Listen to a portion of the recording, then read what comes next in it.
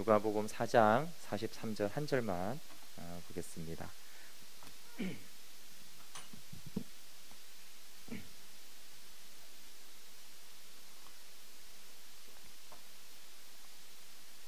누가복음 4장 43절 한 절이니까 다 같이 봉독해 볼게요. 시작.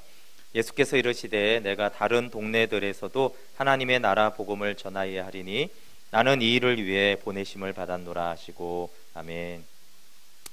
네, 오늘 21번째 하나님 나라의 복음과 십자가 복음에 대해서 나누도록 하겠습니다.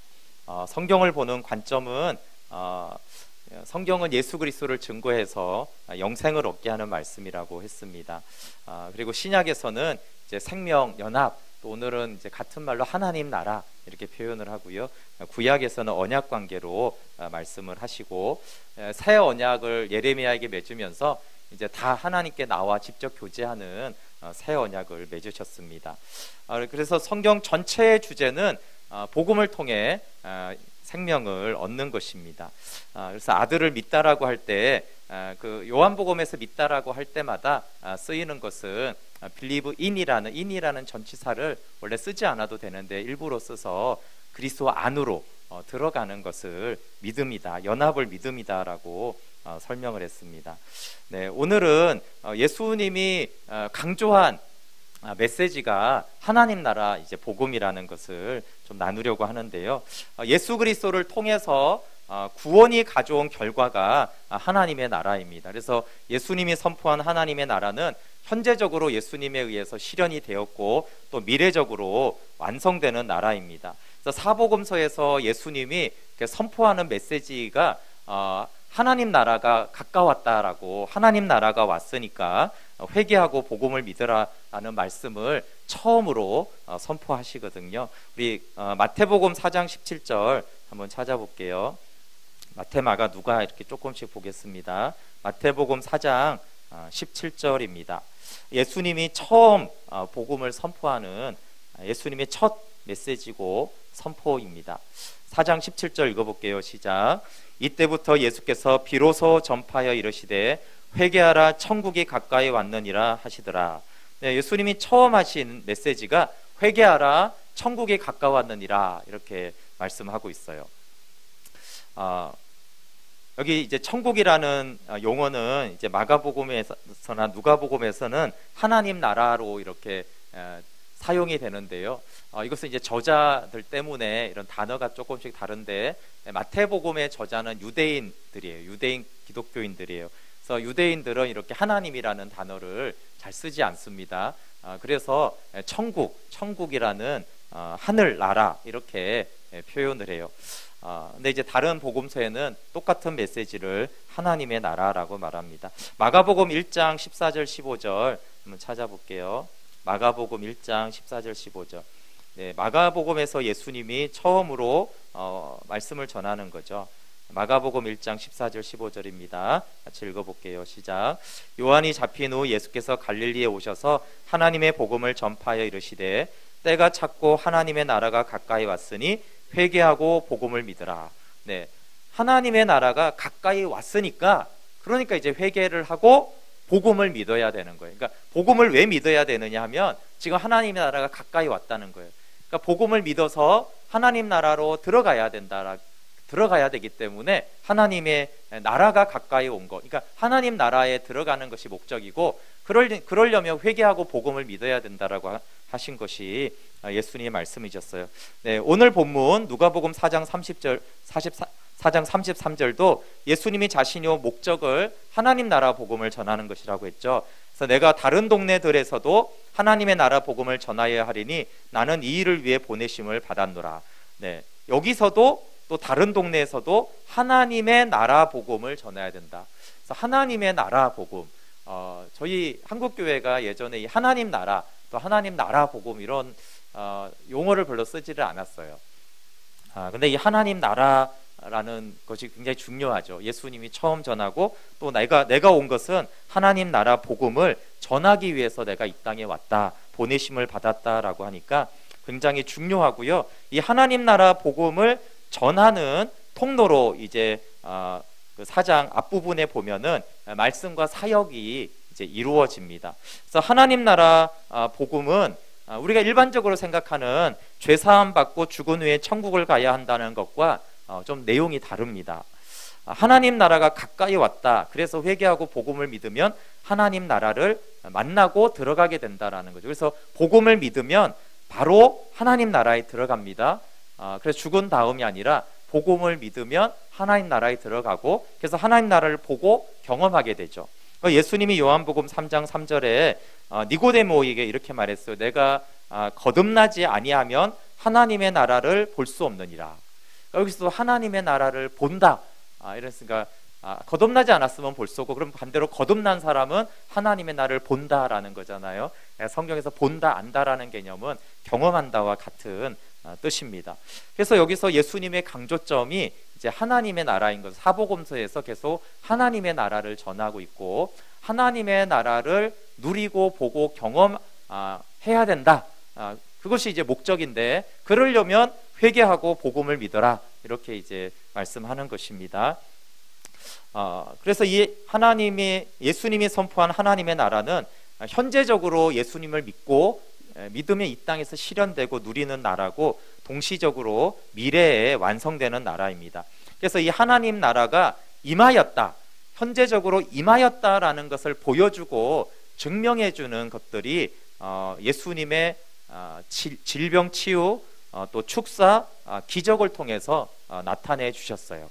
그래서 마태복음 12장 28절에 그러나 내가 하나님의 성령을 힘입어 귀신을 쫓아내는 것이면 하나님의 나라가 이미 너희에게 임하였느니라. 여기에도 성령으로 귀신을 쫓아내면 중요한 일이죠. 근데 여기에 이제 중요한 메시지가 있는 것이 아니라, 그러면 하나님의 나라가 이미 너희에게 임하였다는 거예요.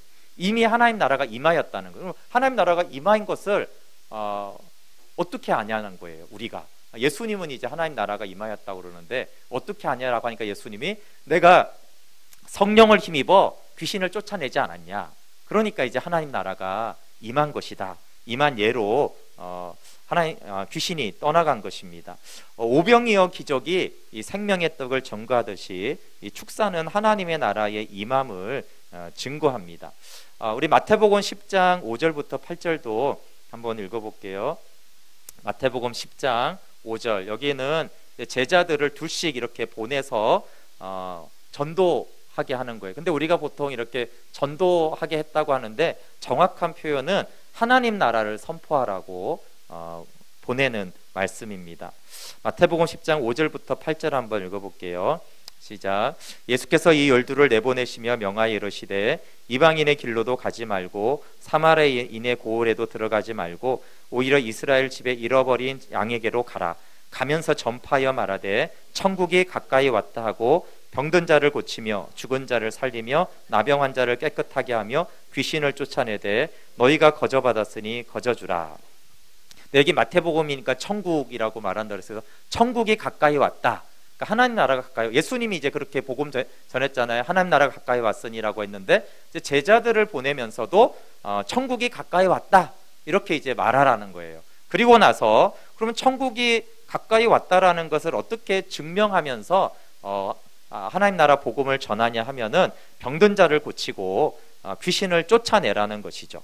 그래서 이런 치유와 축사와 기적들은 그 자체가 중요하기보다는 하나님 나라의 도래를 나타내는 것이 목적입니다. 즉 사단의 권세가 이제 끝났고 하나님의 통치가 현재적으로 실현되고 있다라는 증거로 귀신이 떠나가고 질병이 치유가 되고 기적이 일어났습니다. 히브리서 2장 3절 4절도 이렇게 말합니다. 우리가 이같이 큰 구원을 등한히 여기면 어찌 그 보응을 피하리요. 이 구원은 처음에 주로 말씀하신 바요 들은 자들이 우리에게 확증한 바니. 그러니까 이 큰 구원은 처음부터 주님께서 받은 바고 전한 거라는 거예요. 그런데 이제 그 뒤에 4절에 하나님도 표적들과 기사들과 여러 가지 능력과 및 자기의 뜻을 따라 성령이 나누어 주신 것으로서 그들과 함께 증언하셨다. 즉 사도들이 큰 구원, 예수님이 처음 전한 하나님 나라 복음을 전하니까 하나님도 축사와 치유와 성령의 은사들로 함께 증언해 주셨다라는 거예요. 그러니까 이 큰 구원을 하나님이 함께 증언해 주기 위해서 표적과 기사들, 축사들이 나타났다고 하는 것입니다. 그래서 이런 치유와 능력과 은사의 목적은 그 자체가 아니라 복음이 효과적으로 증거되어 하나님 나라를 누리게 하는 것이 그 목적입니다. 그리고 이제 이 하나님의 나라는 이제 비유로 말씀하실 때는 예수님이 잔치와 상속의 개념으로 말씀을 하셨어요. 탕자의 비유에서 하나님께 이제 잃어버린 자가 아버지께 돌아올 때 하늘나라에서는 잔치가 벌어진다라고 예수님이 비유를 하셨습니다. 이 하나님 나라에 회개와 용서와 풍요와 만족과 기쁨이 있습니다. 이 잔치는 부요함을 말합니다. 그래서 예수님이 내가 온 것은 생명 얻고 더 풍성히 얻게 하려고 하는데 그 풍성한 하나님의 나라를 표현할 때 성경의 잔치의 비유를 여러 번 사용합니다. 그리고 이제 두 번째는 상속의 개념으로 하나님 나라를 설명합니다. 이 둘째 아들 때문에 잔치를 여니까 첫째 아들이 이제 기분이 나빴어요. 그럴 때 아버지가 이제 뭐라고 하냐면 야, 네가 일을 잘해서 일을 더해서 너도 잔치에 들어와라 그렇게 말하지 않고요. 그냥 이 잔치에 들어오라고 그럽니다. 그러니까 아들이기 때문에 상속을 받는 거예요. 그런데 이제 이 큰아들은 열심히 일한 사람이죠. 사실 반대 현상이지만 일을 해서 자격을 갖추어서 하나님 나라 잔치의 부요함에 들어오는 것이 아니라 아들이기 때문에 상속받았기 때문에 너는 그냥 은혜로 이 잔치에 참여하면 된다. 이렇게 말씀하는 것이죠. 잔치는 하나님 나라의 부요함이고요. 그러면 상속은 자녀면 다 받냐? 이제 그 설명해 보면 그러지 않아요. 큰아들인데 잔치에 못 들어오잖아요. 근데 상속이라는 것은 바른 관계를 말합니다. 근데 아버지와 아들이 바른 관계에 있으면 이 잔치에 들어오게 되죠. 둘째 아들은 이제 바른 관계가 아니었는데 아버지께 돌아왔으니까 잔치에 참여하고, 이 큰아들은 아버지와 이 바른 관계가 안 되니까 이 잔치에 들어오지 않습니다. 그래서 하나님과의 바른 관계가 되어질 때 이 하나님의 나라를 상속받아서 잔치를 누리게 되는 것을 말씀합니다. 디모데후서 3장 6절 7절에는 성령을 주셔서 우리가 하나님과 바른 관계를 누리게 하고 이 바른 관계를 통해서 영원한 생명을 누리게 한다라고 말씀하고 있어요. 또 이 하나님 나라의 도래와 아주 이제 연관성이 많은 것이 안식의 개념입니다. 안식. 안식은 하나님의 나라가 우리 안에 이루어졌음을 가장 잘 설명해 주는 것이 안식이에요. 그래서 내 영혼에 안식이 있다라고 했을 때 사실은 치유나 축사보다도 안식이 있는 것이 내 안에 하나님의 나라가 이루어진 가장 큰 증거인데요. 처음 안식일은 창조 후에 하나님이 안식하시잖아요. 창세기 2장 3절에 일곱째 날을 복되게 하사 거룩하게 하셨으니 이는 하나님이 그 창조하시며 만드시던 모든 일을 마치시고 그날에 안식하셨음이니라. 네, 세상을 창조하시고 사람을 아들의 형상대로 지으신 후 하나님 품 안에 두셨어요. 그때가 하나님이 안식하는 것이 사람을 그 품 안에 두셨을 때, 또 사람은 아버지 품 안에 거할 때 안식을 했습니다. 근데 이제 범죄 죄라는 것은 하나님의 품에 있다가 하나님을 떠나는 거죠. 그래서 이제 유리방황하게 되었습니다. 그래서 가인의 삶의 특징은 유리방황하는 거예요. 즉 안식이 없는 것입니다. 가난하고 그런 게 아니에요. 가인은 성을 짓고 나름 잘 살았어요. 그런데 가인을 말할 때 방황하는 자로, 즉 아버지 품 안에 안식하지 못하고 방황하는 자로 표현을 합니다. 그리고 이제 일이 주어져요. 일이. 죄로 인하여서 일이 우리에게 빼앗는 것은 안식을 빼앗아요. 일을 열심히 하면 잘 살게 되어집니다. 그런데 일로 인한 고통이 동시에 주어집니다. 그래서 일만으로는 안식이 없어요. 뭐 경제나 과학 발전이, 인터넷이 발달되면 편해지는데 대신에 더 많은 범죄들이 늘어나기도 합니다. 그런데 예수님이 이제 오셔서 그 당시에 이제 바리새인들하고 가장 치열하게 싸운 것이 뭐냐면 이 안식일 문제예요. 왜냐하면 이제 율법에 많은 것들이 있는데 그 당시 가장 중요하게 여겼던 율법이 안식일법이에요. 그래서 안식일을 엄청나게 중요하게 해서 지켰습니다. 그런데 예수님은 굳이 안식일에 안식일법을 어겨가면서 치유를 하셨어요. 예를 들면 38년 된 병자가 베데스다 연못에 있었는데 이 사람을 안식일에 치유를 해서 박해를 받아요. 여러분 뭐 이렇게 물에 빠졌으면 그날 바로 건져야 되는데 이 사람은 이미 38년이나 병자예요. 그러니까 어제 고쳤어도 되고 내일 고쳐도 되는 사람이 일주일 뒤에 뭐 고친다고 해서 전혀 문제가 없어요. 그런데 예수님은 굳이 38년 동안 지속이 된 이 병자를 안식일에 고쳐요. 그런데 안식일에 고치면 이게 이제 시비거리가 돼서 죽이겠다라고 하는 것을 아는데도 불구하고 그렇게 병자를 고쳐줍니다. 그런데 이제 왜 안식일에 그렇게 하지 못할 일을 했냐라고 했을 때 예수님의 대답은 내 아버지께서 이제까지 일하시니 나도 일한다는 거예요. 하나님 아버지가 이 안식일에도 일한다는 거예요. 그런데 어떤 일을 하냐면 안식을 찾아주는 일을 하는 거예요. 아버지는 죄가 들어온 이후부터 안식을 잃어버린 사람들에게 안식을 찾아주는 일을 하시죠. 그래서 예수님이 이 병자가 안식일인데 안식이 없잖아요, 그렇죠? 그래서 이 병자에게 안식을 주기 위해서 치유를 한 거죠. 물론 이 몸을 말하는 게 아니에요. 사실은 상징적인 것이죠. 진짜 안식일에 진짜 안식을 주는 행위로서 병든 자를 고쳐주신 거예요. 가인은 이 마음이 병들었잖아요. 죄가 들어온 이후에 마음이 38년 병든 우리는 안식법을 다 지키는데도 안식이 없었어요. 유대인들이 안식이 없었죠. 안식일은 지켰지만 안식은 없었어요. 그래서 예수님은 안식을 찾아주기 위해서 질병을 치유해 주신 것입니다. 삶의 안식은 일에 달려있지 않고 하나님과 바른 관계에 있다는 것이 안식일을 명령하신 목적이에요. 그러니까 안식일을 왜 지키라고 그랬냐면 6일 동안 일하고 하루 안식하잖아요, 그렇죠? 그러니까 하루 쉬는 게 아니고 진짜 삶의 안식은 일하는데 6일 동안 일하는 데 있지 않고 안식하는 데 있다라는 거예요. 그러니까 이제 일은 우리가 해야 되죠. 일은 우리가 해야 돼요. 그러나 일을 통해서 사람들은 안식을 찾으려고 해요. 왜냐하면 일을 통한 경제적인 부로 그러니까 안식이 있겠지라고 하는 거예요. 근데 하나님은 그 6일 동안의 일의 노동의 열매로 안식이 없고 너희들은 안식일을 지켜야 되는데 그 안식일은 하나님과 바른 관계를 갖는 날이죠. 그때 진짜 안식이 있는 것이다 라는 것을 알려주기 위해서 이 안식일을 제정하신 것이죠. 그런데 그들은 그건 안식을 누리는 거는 하나님과의 바른 관계를 통해 안식을 누리는 안식일은 잊어버리고 그냥 문자적으로 안식일을 그냥 지켰습니다. 그래서 안식일의 본질은 하나님으로부터 오는 안식과 평안입니다. 참된 안식에 대해서 이제 베데스다 환자를 고친 것은 이제 상징으로 그를 고쳤고, 우리 히브리서 4장 2절 한번 찾아볼게요. 히브리서 4장에는 안식에 대한 말씀을 이제 중요하게 다루고 있어요.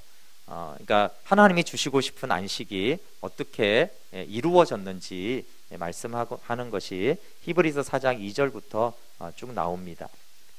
4장 2절 3절 한번 같이 읽어볼게요. 시작. 그들과 같이 우리도 복음 전함을 받은 자이나 들은 바 그 말씀이 그들에게 유익하지 못한 것은 듣는 자가 믿음과 결부시키지 아니함이라. 이미 믿는 우리들은 저 안식에 들어가는도다. 그가 말씀하신 바와 같으니 내가 노하여 맹세한 바와 같이 그들이 내 안식에 들어오지 못하리라 하셨다 하였으나 세상을 창조할 때부터 그 일이 이루어졌느니라. 네, 여기 4장 2절에 보면 맨 뒷부분에 그들에게 유익이 되지 못했는데 복음을 들었는데, 왜냐하면 복음을 듣는 자가 믿음과 결부시키지 않았기 때문에 유익이 되지 못했어요. 근데 이제 4장 3절에서는 그러나 이미 복음을 믿는 우리들은 저 안식에 들어가는도다. 그러니까 이제 유익이 안식에 들어가는 거예요. 복음을 믿은 우리는 안식에 들어가죠. 그러면서 이제 쭉 뒤에 보시면 어떻게 그러면 구체적으로 안식을 우리가 날마다 들어가는가에 대해서 말씀을 통해 아버지 집에 들어가는 것이, 은혜의 보좌 앞에 서는 것이 이제 안식에 들어가는 것을 동일하게 설명합니다. 그걸 구체적으로 말한 것이 12절부터 16절이에요. 한번 같이 읽어볼게요. 시작. 하나님의 말씀은 살아있고 활력이 있어 좌우의 날선 어떤 검보다도 예리하여 혼과 영과 및 관절과 골수를 찔러 쪼개기까지 하며 또 마음의 생각과 뜻을 판단하나니 지으신 것이 하나도 그 앞에 나타나지 않음이 없고 우리의 결산을 받으실 이의 눈앞에 만물이 벌거벗은 것 같이 드러나느니라. 그러므로 우리에게 큰 대제사장이 계시니 승천하시니 곧 하나님의 아들 예수시라. 우리가 믿는 도리를 굳게 잡을지어다. 우리에게 있는 대제사장은 우리의 연약함을 동정하지 못하실 이가 아니요 모든 일에 우리와 똑같이 시험을 받으신 이로되 죄는 없으시니라. 그러므로 우리는 긍휼하심을 받고 때를 따라 돕는 은혜를 얻기 위하여 은혜의 보좌 앞에 담대히 나아갈 것이니라. 네, 요 말씀으로도 너무 많은 설명을 할 수 있어서 오늘은 이제 그 설명은 놔두고요. 여기 이제 히브리서에서 말한 복음을 믿는 우리가 안식에 들어간다라고 한 말씀을 우리는 이미 안식에 들어갔죠. 그러나 그 안식을 날마다 어떻게 누리냐에 대해서 구체적으로 말씀한 본문이에요. 시작은 하나님의 말씀으로 들어가요. 하나님의 말씀이 우리의 죄를 드러내고 벌거벗은 자같이 비참하게 드러냅니다. 그러면 비참한 우리는 정죄당하잖아요. 그렇죠? 그런데 정죄당하지 않고 우리에겐 대제사장 예수님이 계신다라는 거예요. 그분이 우리를 불쌍히 여기시고 긍휼히 여기기 때문에 비참한 우리를 버리지 않고 우리를 아버지께로 인도하죠. 그것을 이제 14절 마지막에 보면 우리가 믿는 도리를 굳게 잡을지니라. 우리가 죄인됨이 드러났을 때 믿는 도리를 굳게 잡아야 돼요. 십자가의 은혜와 구원을 굳게 잡아야 되죠. 그러면 이제 예수님께서 우리의 손을 붙잡고 아버지께로 인도하죠. 그래서 은혜의 보좌 앞으로 담대히 대제사장이 함께 나아가게 합니다. 그러니까 이 은혜의 보좌, 탕자로 말하면 아버지 집입니다. 비참한 자가 예수님의 은혜로 아버지 잔치에 들어간 것처럼 안식에 들어간 것을 말합니다. 이렇게 현재적으로 안식을 누리고 이 안식이 하나님 나라예요. 하나님 나라 들어가는 것, 안식에 들어가는 것 같은 개념으로 말씀하고 있습니다. 그래서 안식에 대한 말씀이 하나님 나라의 도래를 말씀하는 성경의 말씀이에요. 이 하나님의 나라는 그래서 이미와 아직 사이에 있습니다. 이런 말씀은 많이 들으셨죠? 아주 중요한 신학적인 개념인데요. 하나님의 나라는 십자가와 부활로 또 승천해서 성령을 보내심으로 이미 이루어졌습니다. 그러나 아직 임하지 않았어요.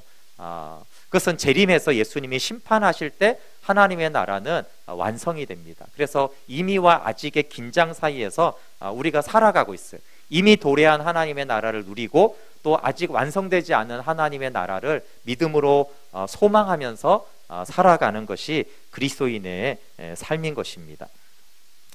그래서 이 십자가와 부활의 복음은 하나님의 나라를 실현했어요. 그러니까 십자가 복음, 줄이면 십자가 부활, 십자가 복음의 목적은 하나님의 나라를 도래하게 한 것입니다. 그래서 예수님의 공생애는 아까 하나님의 나라가 가까웠다라고 선포했습니다. 그리고 이제 회개하고 복음을 믿으라고 했잖아요. 그렇죠? 그리고 하나님 나라가 가까웠다고 하신 예수님이 십자가에 죽으시고 부활하셨어요. 그래서 하나님 나라가 이제 가까워진 게 아니고 이제 하나님 나라가 도래한 것이에요. 왜냐하면 이제 예수님 십자가 사건 전에가 가까이 왔고 이제는 십자가와 부활로 하나님 나라가 이루어진 것입니다. 그래서 예수님의 죽음은 새 언약을 성취했다고 했잖아요. 그래서 누가복음 22장 20절에 이 자는 내 피로 세우는 새 언약이라고 그랬어요. 근데 이제 새 언약이라고 할 때 이제 언약 관계는 하나님이 우리 하나님이 되고 우리는 그의 백성이 되는 거잖아요. 근데 여기에 하나님 나라 개념이 이미 있어요. 하나님이 우리 하나님이 되고 하나님의 백성이 된다. 그러니까 여기에는 나의 하나님은 왕이신 하나님이잖아요. 그렇죠? 그 백성이니까 백성이 있으면 왕이 있고 나라의 백성인 거예요. 그래서 새 언약 백성은 하나님의 십자가와 부활로 도래한 하나님의 나라에 사는 백성이고 그 하나님의 나라의 왕이 우리 하나님이 되는 것이죠. 그래서 예수님의 십자가는 새 언약을 성취하는 것이고 그 새 언약의 성취라는 것은 하나님의 나라의 백성을 창조한 것입니다. 그래서 십자가로 도래한 하나님의 나라에 우리가 이제 백성이 됐어요. 그 나라에서 우리는 백성으로 살면서 그 나라의 왕인 하나님을 우리 하나님으로 우리의 아버지로 예배하고 사귐을 가지게 되었습니다. 그래서 하나님의 나라의 삶, 하나님의 통치를 받는 삶이 하나님의 나라의 백성으로 우리가 현재로 누리고 마침내 예수님의 재림으로 완성될 그 나라를 소망하게 되어집니다. 그래서 예수님의 십자가 복음이 하나님의 나라를 도래하게 했기 때문에 예수님이 전하는 복음과 사도들이 전한 복음은 약간 차이가 있어요. 다른 게 아니고요. 차이가 있는데 왜 그러냐면 예수님은 도래할 하나님의 나라를 선포했고 예수님의 십자가와 부활로 하나님 나라를 성취했어요. 그러니까 이제 사도들의 생각에는 하나님의 나라는 이미 왔기 때문에 하나님 나라가 올 것이다 이런 말을 할 필요는 없는 거예요. 그러면 하나님 나라는 이미 도래했으니까 그럼 이 하나님 나라 백성 되게 하는 게 중요한 거예요. 그래서 이제 사도들이 전한 복음은 십자가 복음이에요.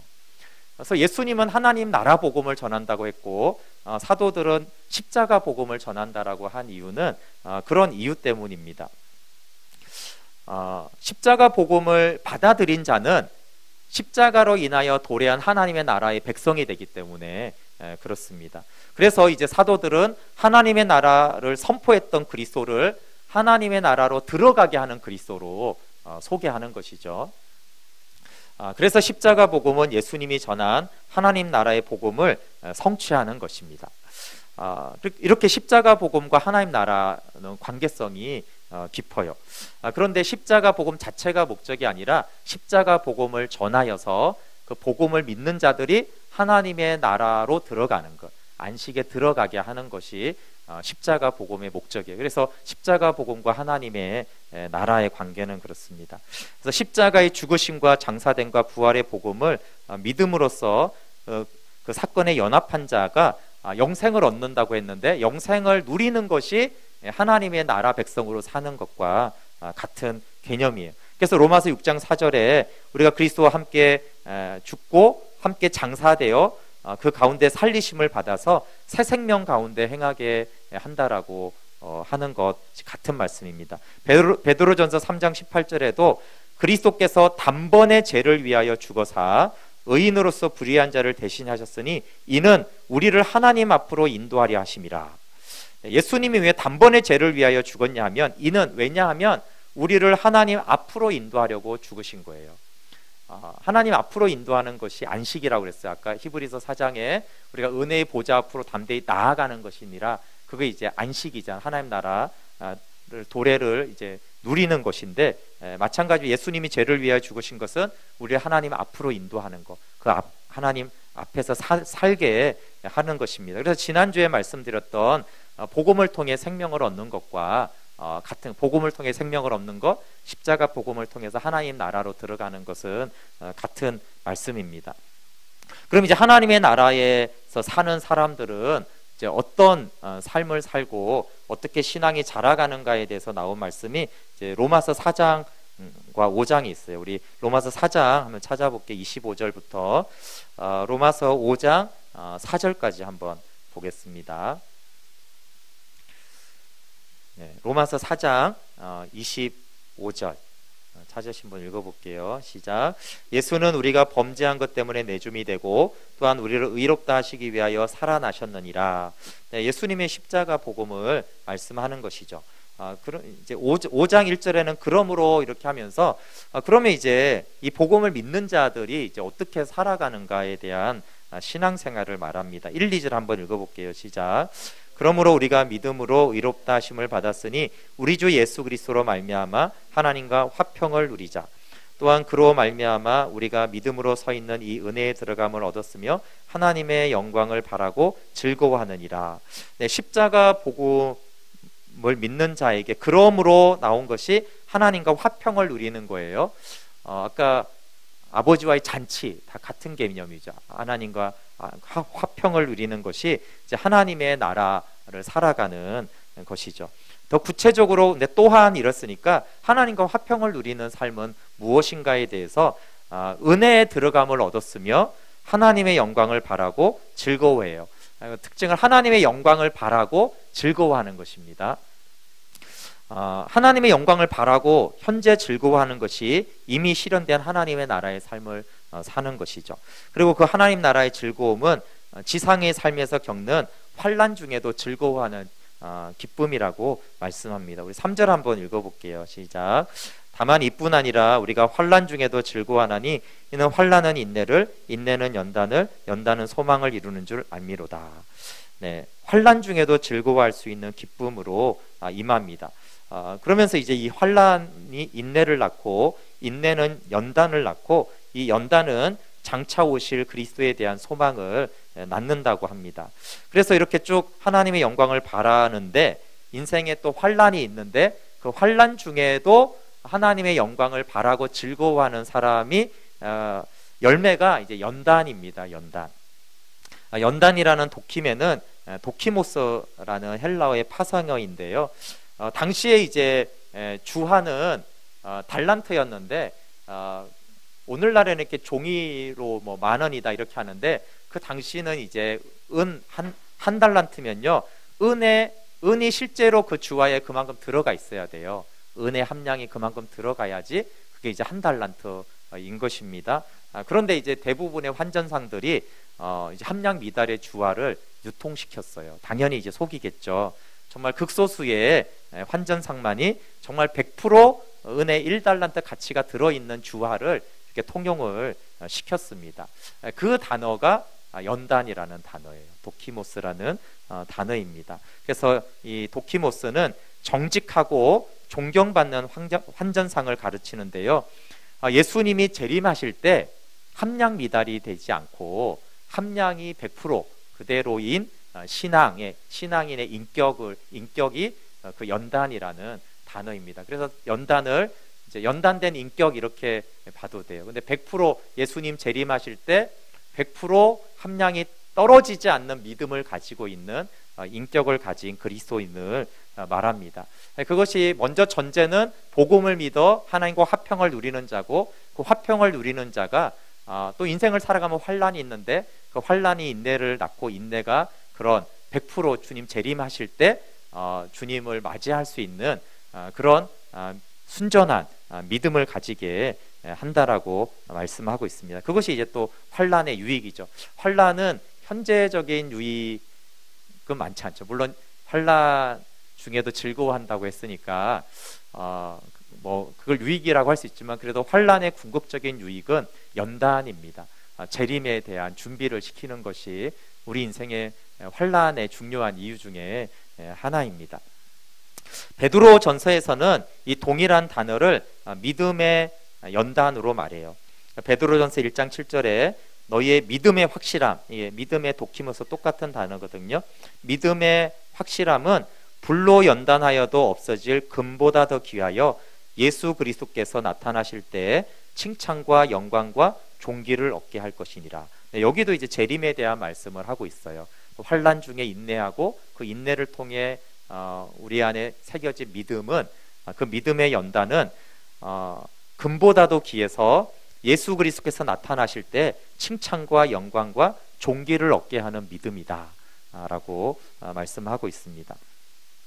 그래서 하나님의 도래한 나라를, 십자가 복음을 읽고 하나님의 나라를 사는 사람들은 이 땅에서는 하나님의 영광을 바라고 즐거워하고, 또 그 삶중에 환난을 통해서 연단됨으로 인하여서 완성될 나라, 완성될 그 나라, 이미 이루어진 나라를, 하나님 나라를 살 뿐만 아니라 도래할 하나님의 나라에 대해서 100% 준비되어서 그 도래할 하나님의 나라도 완전하게 누리는 그런 삶을 살게 되는 것이 하나님 나라 백성으로 사는 것입니다. 그래서 복음은 현재적으로 하나님 나라를 도래하게 하고, 또 하나님의 나라를, 도래한 나라를 살아가는 신앙인의 삶의 최후 목표는 연단된 믿음을 창조해내는 것입니다. 그래서 현재 하나님 나라를 누리는 것과 재림하실 때 주님 앞에 연단된 믿음으로 서는 것이 하나님의 나라를 사는 삶의 축복이면서 또 우리의 신앙의 최후 목표와 목적지가 되겠습니다. 네, 함께 찬양하고 기도하도록 하겠습니다.